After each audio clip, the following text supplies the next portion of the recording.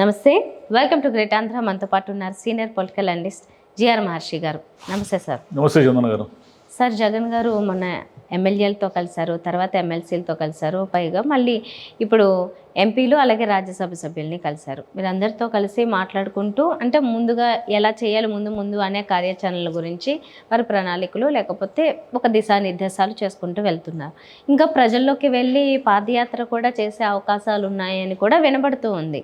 ఎలా ఉంటుందంటారు? అంటే ఇప్పుడే మొదలెడతారా? ఇంకా సమయం ఉందా, లేదా ఇప్పుడే వస్తే మంచిదా? పాదయాత్ర అవన్నీ టూ ఎర్లీ. ఇప్పుడు పాదయాత్ర చేస్తే ఏమవుతుందంటే అసలు ప్రభుత్వానికి స్పేసు టైం ఉంటుంది. ఏ ప్రభుత్వానికైనా ఈ స్పేసు టైంని ప్రతిపక్షాలు అర్థం చేసుకోవాలి. ఇది అర్థం చేసుకోకపోతే ఏం జరుగుతుందంటే ప్రజలు వీళ్ళకి ఇంత తొందర చూడు, ఇంకా 5 సంవత్సరాలు ఉంది కదా, ఎందుకు ఇంత తొందర అనే ఒక మూడ్ వస్తుంది. దానివల్ల వీళ్ళకి ఉపయోగం కంటే నష్టం ఎక్కువ జరుగుతుంది. అయితే జగన్ గారు యాక్టివేట్ కావడము, జగన్ గారు కార్యాచరణకు దిగడం అనేది స్పీడ్గా జరిగింది. అంటే ఓటమిని అది ఒక పరాభవం అనేది కొంచెం మనుషుల్ని నెమ్మదిస్తుంది కదా, కొంచెం బయటికి రానివ్వదు అంత సులభంగా. కానీ ఆయన వెంటనే యాక్టివేట్ అయ్యి ఏం చేయాలి, మనం ఎలా ఉండాలి అదంతా కూడా దిశానిర్దేశం చేస్తున్నారు. ఎమ్మెల్యేలతో మాట్లాడినారు, ఓడిపోయిన మంత్రులు నాయకులతో మాట్లాడినారు, నిన్న ఎమ్మెల్సీలతో మాట్లాడినారు. ఎమ్మెల్సీలతో మాట్లాడుతూ ఏం చెప్పారంటే, అయ్యా మీరు కౌన్సిల్లో మన బలం ఉంది, మరి జాగ్రత్తగా ఉండండి, ప్రభుత్వం ఏమైనా తప్పులు చేసినా ఏం చేసినా కూడా మనకి అసెంబ్లీలో మనం ఎండగట్టలేని పరిస్థితి. ఎందుకంటే మనకు మైక్ ఇవ్వచ్చు, ఇవ్వకపోవచ్చు, ఇచ్చినా ఎంతసేపు ఇస్తారో కూడా తెలియదు. అది స్పీకర్ ఇష్టం కదా, ఎందుకంటే వీళ్ళు ప్రతిపక్ష హోదా కూడా లేదు. కాబట్టి అక్కడ మనకు మైనస్ ఉంది, కాబట్టి ఇక్కడ మనకు ప్లస్ ఉంది. కాబట్టి కౌన్సిల్లో మీరు చాలా జాగ్రత్తగా ఉండండి, మిమ్మల్ని ప్రలోభ పెట్టే అవకాశాలు ఉన్నాయి అనేసి ఆయన ఒక దిశానిర్దేశం అనండి, ఒక హెచ్చరికనండి, లేదా కార్యాచరణలోకి దిగాడు అనుకోండి, ఎలా అనుకున్నా కూడా వాళ్ళతో మాట్లాడి వాళ్ళని అలర్ట్ చేశాడు.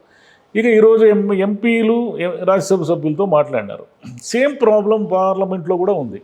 ఏమిటంటే వీళ్ళకి లోక్సభలో లేరు, జనం లేరు. లోక్సభలో తెలుగుదేశానికి బలం ఉంది. అంటే మోదీ గారు ఏదైనా లోక్సభలో ఏదైనా బిల్లు పెట్టితే అక్కడ వీళ్ళు ఏమీ దానికి సంబంధించి వీళ్ళకి నిరసన కానీ, వీళ్ళకి ఏమైనా ఇబ్బంది కానీ, వీళ్ళకి దానిపైన వ్యతిరేకత కానీ ఉన్నా కూడా మాట్లాడలేని పరిస్థితి ఉంది. రాజ్యసభ సభ్యుల దగ్గరికి వచ్చేసరికి తెలుగుదేశానికి బలం లేదు, తెలుగుదేశం ఏమి చేయలేదు. అక్కడ వీళ్ళకి రాజ్యసభలో బాగా బలం ఉంది. అంటే మోదీ గారు ఏదైనా బిల్లు పెడితే అవసరమైతే దాన్ని వ్యతిరేకించే అంత సంఖ్యాబలము రాజ్యసభలో ఉంది. అందుకని ఈయన ఏం చేశాడంటే మీటింగ్ పెట్టాడు. అయితే ఇక్కడ సమస్య ఏమిటంటే రాజ్యసభలో కానీ ఎమ్మెల్సీల్లో కానీ జనరల్గా ఎలా ఉంటుందంటే అంటే విధేయంగా కట్టుబడి ఉన్నవాళ్ళు ఎంతమంది, ప్రభుత్వాలు మారినప్పుడు ఆ ప్రభుత్వం వైపు వెళ్లకుండా ఉండేవాళ్ళు ఎంతమంది, ఇవన్నీ లెక్కలు ఉంటాయి. ఈ లెక్కల్లో ఏమైనా దూకే వాళ్ళు ఉంటే కూడా దూకచ్చు. అది ఎవరు ఊహించలేరు. అది ఎందుకంటే ఏవో వాళ్ళ అవసరాలు, వాళ్ళ వ్యాపారాలు, ప్రయోజనాలు ఏమైనా ఉండొచ్చు, ప్రలోభాలనండి, వాటి మనం ఏ పేరుతో అయినా పిలుచుకోవచ్చు. అయితే జగన్ గారు ఏమిటంటే పాదయాత్ర చేస్తారు అనే ఒక టాక్ వస్తూ ఉంది కదా, అది టూ ఎర్లీ. ఇప్పుడు పాదయాత్ర చేసిన సమస్యలు ఏమున్నాయి, ఎక్కడ పోయి ఏం మాట్లాడుతూ, మొన్నటి వరకు మీరే కదా, మీరు దిగిపోయి కనీసం ఒక నెల కూడా కాలేదు. నెల కూడా కాకుండానే మీరు ప్రజా సమస్యలపైన ఏమీ మాట్లాడలేరు, ప్రజా సమస్యల గురించి చర్చించలేరు. అయితే వీళ్ళు ఒక్కటి చెయ్యొచ్చు, వీళ్ళ కార్యకర్తల మీద కానీ నాయకుల మీద కానీ దాడులు జరుగుతాయి అనే ఒక భయము, ఆందోళన ఉంది కదా. ఎక్కడ దాడులు జరిగాయో అక్కడికి నేరుగా జగన్ గారి వెళితే అక్కడ వాళ్ళకి కొంత ఊరటగా, ఆసరాగా ఉంటుంది. వాళ్ళకి న్యాయం చేయమని ఆయన గట్టిగా అడిగే హక్కు ఉంటుంది. అదొక ఇష్యూగా మారుతుంది. ఎందుకు మా మీద దాడి చేస్తున్నారని అడగడానికి ఒక ఇష్యూ ఉంటుంది, అదొకటి. రెండోది ఏమిటంటే ఆయన నిన్న మాట్లాడుతూ ఏదో చంద్రబాబు గారు తప్పులు చేస్తారు, పాపాలు చేస్తారు అన్నట్టుగా ఏదో మాట్లాడారు. కానీ అది కరెక్ట్ కాదు. ఎందుకంటే చంద్రబాబు గారు తప్పులు చేస్తారో చేయరు మీకు ఎలా తెలుసు? ఆయన తప్పులు చేస్తారు కాబట్టి మనకు వెంటనే అధికారం, నెక్స్ట్కి మనకు అధికారం వచ్చేసి, అంటే వాళ్ళ తప్పుల మీద ఆధారపడి మీరు అధికారంలోకి రావాలనుకుంటున్నారా, మీ సమర్థత మీద ఆధారపడి మీరు అధికారంలోకి రావాలనుకుంటున్నారా? అది ఎవరైనా క్వశ్చన్ చేస్తారు.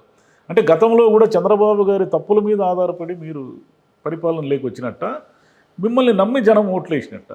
మొన్న ఏం జరిగింది, మిమ్మల్ని వద్దనుకొని జనం ఓట్లేసినట్ట, లేకపోతే మీరు తప్పులు చేశారు కాబట్టి జనం చంద్రబాబు గారిని గెలిపించినట్ట? కాబట్టి కేవలం ప్రభుత్వం చేసే తప్పుల వల్లే మనం అధికారంలోకి వస్తామని ఎవరైనా అనుకున్నా, ఎవరైనా నమ్మినా జగన్ గారు లాంటి వాళ్ళు ఆ మాట అనకూడదు. ఆయన అన్నారు కాబట్టి అది కరెక్ట్ కాదు. ఎందుకంటే ప్రభుత్వం చేసే తప్పులు ప్రభుత్వం ఆయన పాపాలు చేస్తాడని మీరు ఎలా చెప్తారు? ఇప్పుడు అవన్నీ ఆయన పథకాలన్నీ సరే ఆయన అమలు చేయలేడు అనేది కదా అందరి అభిప్రాయం. మీరు అమలు చేస్తాడా చేయరా అనే దానికి కూడా కొంత స్పేస్ ఇవ్వాలి కదా. మీకు చంద్రబాబు నాయుడు గారు తను చెప్పిన పథకాలన్నీ ఎలా అమలు చేస్తారు, మీరు వేచి ఉండడానికైనా మీకు 3 నెలలు 6 నెలలు టైం కావాలి కదా. కాబట్టి తొందరగా ఏదో కార్యాచరణకు దిగేస్తే ప్రజల్లో ఊరికే అబాస్ అవుతుంది. ప్రజలు ఎందుకంటే మొన్ననే కదయ్యా మిమ్మల్ని ఓడించాం, మళ్ళీ వచ్చారు, మిమ్మల్ని ఎందుకు ఓడించాము అంటే ఎప్పుడు కూడా ఓటమికి ఏమిటి కారణాలు అనేది తెలుసుకోవాలి. కేవలం ఏదో ఈవీఎంలలో ఏదో గోల్మాల్ జరిగిందనో, లేదా మన పథకాలు తీసుకున్న వాళ్ళందరూ మనకు ఓట్లు వేయలేదనో, ఓట్లు వేసినా కూడా ఏదో ట్యాంపరింగ్ జరిగిందనో ఇవన్నీ అనుకోవడం వల్ల ఏ ప్రయోజనం లేదు. ఎక్కడ ప్రభుత్వాలు తప్పులు చేసి ప్రభుత్వాలు తప్పటడుగులు వేస్తేనే ప్రజలు ఓడిస్తారు. ప్రజలు ఎందుకు నిరసనగా కోపంగా మన పట్ల ఉన్నారు, ఎందుకు ఒక ఉద్యమంలాగా దండెత్తి వచ్చి ఘోరంగా ఓడించారు అనే ఆత్మవిమర్శ అన్నిటికంటే ముఖ్యం. ఆత్మవిమర్శ చేసుకోకుండా పరనింద చేయడం వల్ల ఏ పార్టీకి ప్రయోజనం లేదు. ఇప్పుడు తెలుగుదేశం వాళ్ళు కూడా ఏం చేస్తున్నారు, వాళ్ళు వరుసగా తప్పులు చేస్తున్నారు. అప్పుడే స్టార్ట్ చేశారు వాళ్ళు తప్పులు చేయడం. ఏమిటి, వైసీపీ వాళ్ళ మీద దాడులు చేయడం అనే తప్పు వాళ్ళు స్టార్ట్ చేశారు. వైసీపీ మీద దాడులు చేయడం వల్ల మళ్ళీ వైసీపీ వాళ్ళే బలం పుంజుకొని వైసీపీ నుంచి అంటే జగన్ గారు మళ్ళీ రోడ్లెక్కి ఇట్లా మా కార్యకర్తలకు అన్యాయం జరుగుతుందని ఇవన్నీ చేయడం వల్ల ఏమిటంటే వాళ్ళే అవకాశం ఇస్తున్నారు.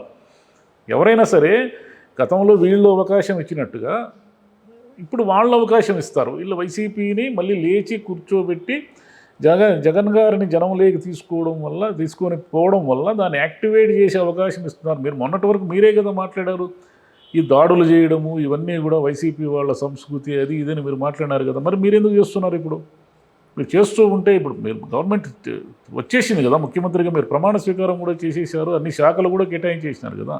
మరి పోలీసుల్ని వాళ్ళందరినీ కూడా ఎవరు తప్పు చేస్తే వాళ్ళని శిక్షించండి, నిష్పక్షపాతంగా ఉండండి అని చెప్పడం మొదటి కర్తవ్యం కదా. అలా కాకుండా వైసీపీ వాళ్ళ మీద దాడులు చేసినా చూసి చూడనట్టు ఊరుకుంటే తెలుగుదేశం మళ్ళీ తప్పులు మొదలుపెట్టిందని అర్థం. కాబట్టి ఈ తప్పులు చేయడం కోసము ప్రతిపక్షంగా ఉన్న వైసీపీ ఎదురు చూస్తూ ఉందనేది నిన్న జగన్ గారి మాటల్లోనే అర్థమైంది. కాబట్టి మీరు తప్పులు చేసి ఆయన ఎదురు చూసేలా కాకుండా ప్రజా సమస్యలపైన పోరాడండి, ప్రజా సమస్యల పరిష్కారం కోసం పోరాడండి. ఇద్దరు కూడా ఆయన పరిష్కారం చెయ్యాలి, పరిష్కారం చేయకపోతే ఈయన పోరాడాలి. అంతేగాని ఆయన తప్పులు చేస్తాడు, ఆయన పాపాలు చేస్తాడని ఈయన వెయిట్ చేయడం అనేది ఇది కరెక్ట్ కాదు. డెమోక్రసీలో కరెక్ట్ కాదు అది. అంటే లెక్కకు మించిన హామీలు ఇచ్చారు కాబట్టి అమలు అవును, హామీలు అమలు చేయకపోతే అమలు చేయడానికి మీరు స్పేస్ ఇవ్వాలి కదా. అది జరగవేమో అని వీళ్ళే ముందుగానే ఒక రోజుతో మీకు హామీలు ఎలా అమలు చేస్తారు? ఏ హామీనైనా ఎలా అమలు చేస్తారు? ఆయన ఇచ్చిన హామీలన్నీ సజావుగా జరుగుతాయా లేదా అని వెయిట్ చూడడానికి మినిమం 6 నెలల నుంచి 1 సంవత్సరం వెయిట్ చేయాలి. అంటే వెయిట్ చేస్తే మీరు లబ్ధిదారులను తగ్గిస్తున్నారా, పెంచుతున్నారా, న్యాయంగా జరుగుతూ ఉందా, లేక కేవలం తెలుగుదేశం కార్యకర్తలకి పథకాలు ఇస్తున్నారా, ఇవన్నీ కూడా లెక్కలు తేలడానికి టైం పడుతుంది. ఈ టైంని చూసిన తర్వాత నిజంగా తప్పులు జరిగితే, నిజంగా అవకతవకలు జరిగితే అప్పుడు నిలదీయండి. అప్పుడు జనం కూడా మిమ్మల్ని ఆదరిస్తారు. అంతేగాని వెంటనే జరగాలి అని కోరుకోవడం కరెక్ట్ కాదు. ఆయన సమావేశాలు పెట్టడము, వాళ్ళందరినీ ఒక స్ట్రీమ్లైన్ అంటే ఓటమి గెలుపులు ఎవరికైనా ఉంటాయి, అదేమి విచిత్రమేమీ కాదు. మనం అందరం కూడా కలిసికట్టుగా ఉండి పోరాడాలి. మన పార్టీ ఉంది, మన కోసం ఓట్లేసిన జనం ఉన్నారు, కార్యకర్తలు ఉన్నారు. మనకు దాదాపు 40% మంది ఓట్లేసారు అంటే అది చిన్న నంబర్ ఏం కాదు కదా. వాళ్ళకి వచ్చిన ఓటు అనేది చిన్న నంబర్ ఏం కాదు. ఓడిపోవచ్చు, కానీ తేడా కొన్ని చోట్ల పెద్ద తేడాతో కూడా ఓడిపోవచ్చు, కానీ చిన్న నంబర్ ఏం చిన్నది కాదు వాళ్ళకి వచ్చిన ఓట్లు, వైసీపీకి వచ్చిన ఓట్లు. కాబట్టి ఇంతమంది జనం అభిమానం ఇంకా మన పైన ఉంది కాబట్టి మనం ఇంకా మరింత బాధ్యతగా పోరాడాల్సిన అవసరం ఉంది అని ముందుకు పోవాలి. కానీ తప్పులు చేస్తారు అని కనుక నమ్మితే మళ్ళీ మీరు తప్పు చేస్తున్నారని చూద్దామండి. మరి అంటే ఈ విధంగా కాకుండా నిజంగానే మీరు చెప్పినట్టుగా కొన్ని రోజులు వెయిట్ చేసి అసలు ఏం చేయాలి వాళ్ళ తప్పుల మీద వెయిట్ చేయాలి. ఎలా ముందుకు వెళ్తారో చూద్దాం. Thank you.